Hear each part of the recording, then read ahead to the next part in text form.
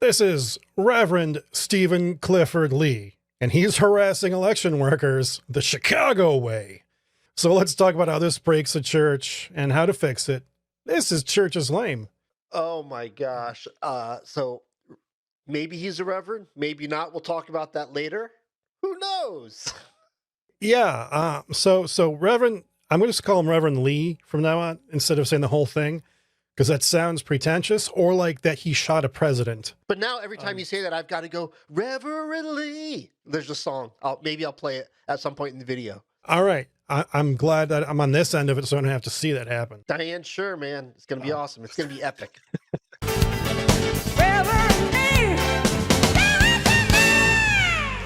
Stay tuned just for that. Yeah. So, it's nice that we're back after it's been a few weeks. It's been a minute. Yeah. Yeah.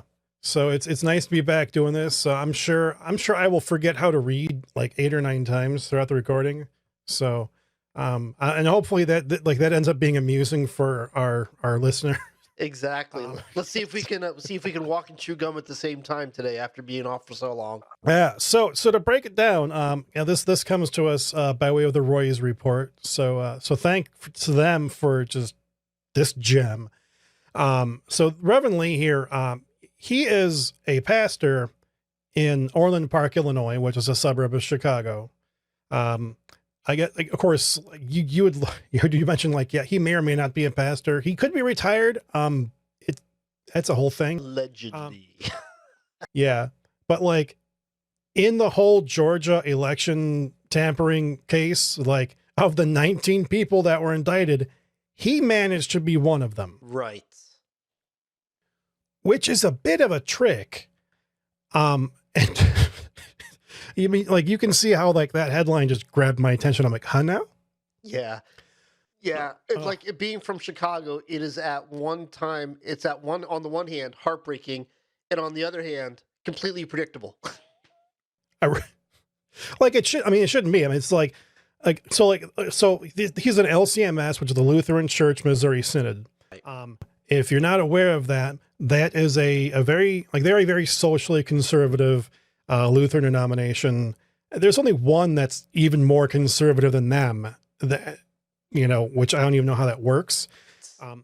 So it's like, you can kind of, guess what his politics were in this situation. I don't want to get caught up in that.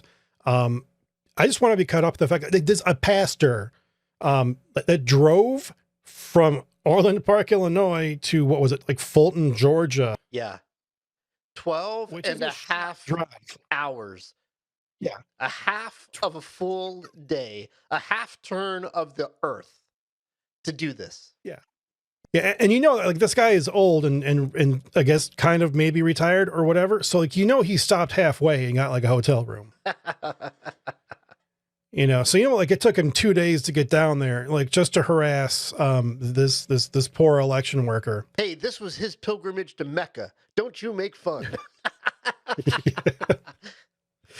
Oh my gosh. River Jordan, Mark. He's crossing the River Jordan. Yeah, and the election worker, he wasn't just like going after any like particular random election worker. This was like an individual who was accused by the president at the time of having submitted like boxes of fake ballots. Right. So this was just a wacky, unsubstantiated conspiracy theory spout out by somebody. And then this pastor took it upon himself to drive 12 and a half hours. And when like he got there, of course, this woman didn't know who this rando dude was, didn't want to open the door for him. And then so when she didn't answer the door, he then went back and got his car and parked in her driveway and then just sat there. That is just, yeah, that's stalker. Yeah. So, she, like any like sensible human being, called the police on this rando that just parked in her driveway. And then he's like, this dude's telling the cops, like, oh, well, I'm just here to offer some quote unquote pro bono service. Like, there's no pastors in between her house and Chicago. Right. It didn't occur to her to get any advice about the election beforehand. Oh my gosh. So many ways. This is so crazy. So many ways. Yeah. Okay. So I know this is so totally absurd. let me just start here. I just said this parenthetically, but I think it's important, and I think it kind of drives right to the heart of the matter. If you're gonna do stupid crap, maybe don't start with the line, "I'm a pastor," which is how he started out when all the I guess when the police got involved and things like that. Like, well, I'm a pastor and I'm just trying to offer some counseling kind of thing. And to which she quite rightly replied, "I've already got a pastor." Yeah, I mean, like, come on, Reverendly, it didn't work on To Catch a Predator. It's not going to work here. It's just like giving any kind of an excuse for your behavior is immediately telling the cops that you're up to no good. It doesn't work. I find it interesting how the pastoral license, whether it's official or unofficial, you get you get your pastor certificate from some online stamping house. Like somehow that official piece of paper, it justifies the worst behavior in some pastors, not all pastors. Yeah. It does kind of how does this become your justification for kindness, love, being sympathetic, being empathetic, how does that absolve you of the responsibility to still act like a respectable human being? Yeah, and it doesn't, which is kind of like, my major point in like, how does this break the church? It's like, dude, you're a pastor. Take care of your congregation. Hello. Stuff that's happening in Georgia, unless it's like a relative of one of your congregants, has nothing to do with your responsibilities. Exactly. I think the internet age and the YouTube age and the live streaming age has caused us all to forget that churches are local organisms. They are planted locally. They grow locally. They are supposed to bless the local area, right? Because in Georgia, they've got their own churches that bless that area. There's no need to make this commute from one place to the other, because in a country as connected and as what's it called? We are modern. We are what am I thinking? What's the word? We are in an age of information age. Information age, yeah. It's you throw a stone in any direction and you are bound to hit a church. There is no shortage of Christian thinkers in Georgia to help people who have questions about voting, to help them understand how to vote in a spiritual context, or how to interpret the Bible to have bearing on the way they think about public policy, right? That's already taken care of, right? Yeah. Yeah, and it's like, I kind of like my second point that I wanted to point out about that is just like, you're a Christian in Illinois. You are not a member of law enforcement or the justice system in any way, shape, or form in Illinois, much less in freaking Georgia. Like, what is your deal? I mean, like, it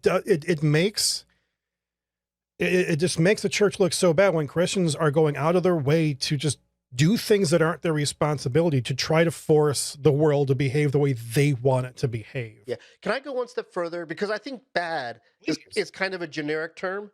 I think it makes the church look cowardly. That at least the January 6th people, at least for all of their misguidedness, at least they had the guts to possibly take on the Capitol Police and possibly, the National Guard or whatever, right? That was a possibility. Yeah. This dude just goes after a single woman who has no protection, who has no expectation that she's about to get harassed in this way. Like this, without a doubt, in my mind, paints the church writ large as kind of like the cowardly lion. You only step up and roar when you know that you are in the safest position as possible. Yeah, and it just is like all inspired by an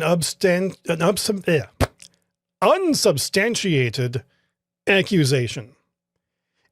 And like, we're supposed to be committed to truth, which means just going all just whole hog into trying to take the law in another state into your own hands is triply insane to me. And like you said, don't begin your defense with "I'm a pastor," because when you are a pastor, like you or me, just going out and doing some jackass thing, is going to make Christians look bad in some degree, just because we're Christians. If we announce that we're doing this for the kingdom, like we're the friggin' Blues Brothers, like I'm on a mission from God, Yes. like that's like strike 2, and strike 3 is you're a pastor. It's like, you cannot make the church look worse than you have. Yes. Yeah. Or maybe I'm just like blowing it out all out of proportion. You're not, like you said, if you're going to break the law and start with "I'm a pastor," there better be the world's largest cop chase in film history involved. You know what I mean? Yeah, this one is just so, like, for a small scale thing, like there are things that are beyond the pale that are large scale, like when our friend in Texas, locked the doors of his church during a major hurricane to keep people out who needed shelter. That is beyond the pale on a large scale. But then when you bring things down to this small scale, just a single pastor that nobody knows, it's still beyond the pale. Like if you have a functioning conscience, which I hope, people who are professional speakers of God's truth, I hope they have a functioning conscience. Like that quote unquote still small voice should be knocking you in the head saying, "Don't do this. Go home now," and it floors me that at no point in this 12 and a half hour trip with an overnight stay did it occur to this guy that this might not be a great idea. Yeah. And I don't know, it's a complicated situation. And when we talk about, what is like the role of, our religious practice and how does that in terms of how it interfaces with politics. Okay. There's no easy conclusion to come to. I'm not going to sit there and say like, well, Christians should be just completely, without political motivations. Like everything is political. That's just life. It's the definition of politics. It's people's lives we're dealing with. But what I can decidedly say is that what Yahoo Serious here just did isn't it. Yeah. No doubt. I mean, like this is not how any Christian should engage a political process. So it's like, we're not harping on Reverend Lee for having a political opinion. That's perfectly fine. But how he went about doing anything with it was shameful. And it makes Christians look like maniacs. And people are already kind of on edge, especially in certain circles. Like they're worried about, Christian nationalism, and they're worried about some of these politicians out there and how they're talking about trying to, undo and roll back certain rights that have been achieved. So it's like, it's just kind of crazy to me. Let's go ahead and pivot and turn the corner and bring how many bad euphemisms can I put in here? Let's bring this plane in for a landing. And I want you to save your fix for last because I think it's the most relevant. But let me just say this in terms of fixing. What you just said is a really important aspect of how to fix this. At some point, and I don't know like when this started, I think it probably started with like Jerry Falwell in the moral majority kind of thing. At some point, we stopped trusting our congregations to think for themselves. Like we lost the ability to just preach truth and then trust people to go home and let it stew and then make good decisions based on what they heard at church. Now we basically just spoon feed people as if they're in second grade. Here's how you should live your life based off of my interpretation of the Bible.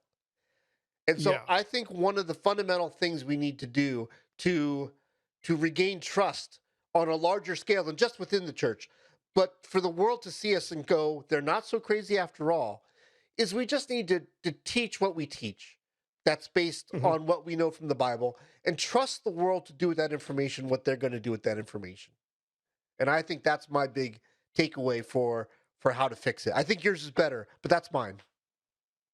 Yeah, well, I mean, with you saying that, it kind of makes me think of like, videos they've seen of Greg Locke, and he doesn't so much like, you know, spoon feed it as he knocks you upside the head with a shovel of it.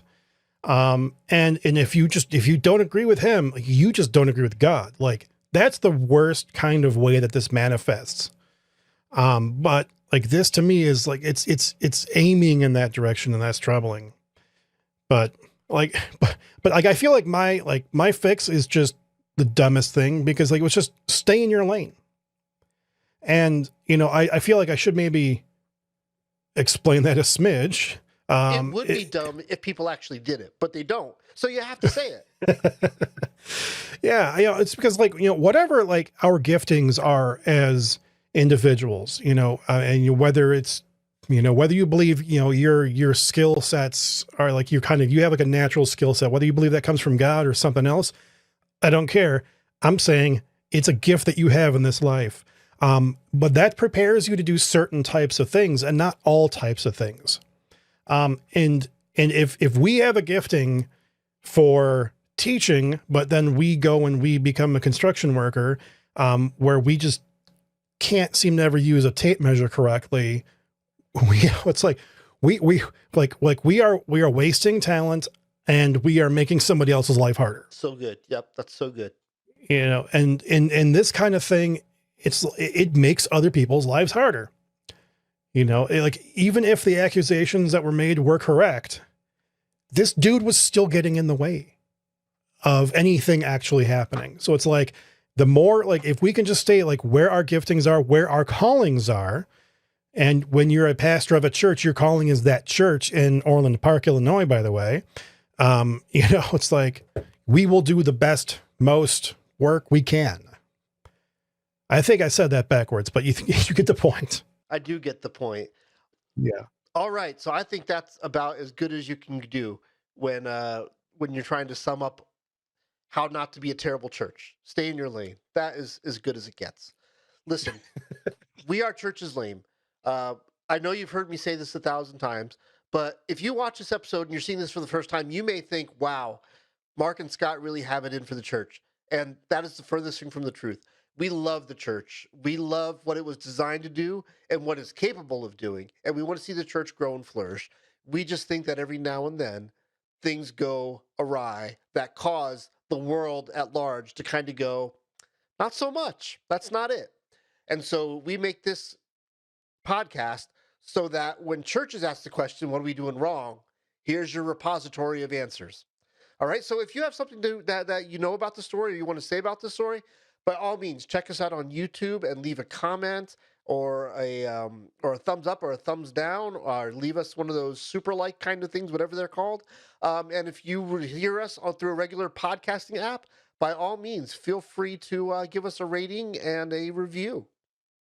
And with that, go in peace and serve the Lord. And hey, if you like this video and you want to see more like it, we will have a playlist up in that corner for leadership lunacy.